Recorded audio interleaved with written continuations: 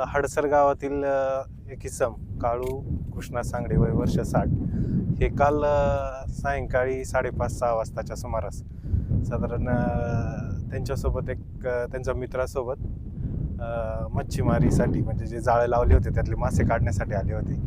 त्या दरम्यानच्या काळात पाण्याचा प्रवाह होता आणि त्यांचा जो हात आहे त्या ट्यूबवर बसणं ते काम करत असतात. त्यांचा हात पाय त्या जाळ्यामध्ये अडकला, त्यामुळे स्वतःचा बचाव करणं त्यांना शक्य नाही झालं आणि त्यामध्ये त्यांचा बुडून मृत्यू झाला आहे. रात्रीपासून शोध कार्य चालू होतं, मात्र अंधार झाल्यामुळं शोध घेणे शक्य नव्हतं. त्यामुळे आम्ही सकाळी 6 वाजल्यापासून जुन्नर रेस्क्यू टीम, महसूल प्रशासन, पाटबंधारे विभाग आणि पोलीस असे आम्ही इथं उपस्थित होतो.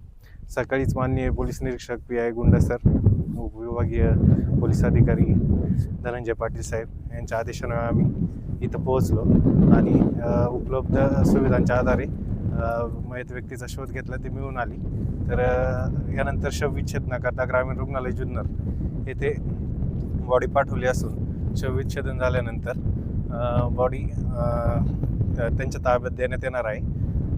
बाकी पुढील तपास नंतर अंमलदार जे कोण असतील ते करतील.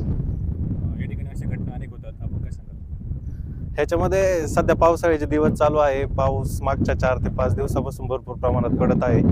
नदी आणि धरणाला प्रवाह वाढलेला आहे. अशा परिस्थितीमध्ये सुरुवातीच्या काळामध्ये नागरिकांनी सतर्कता म्हणून पाण्यात जाणे शक्यतो टाळायचे आहे.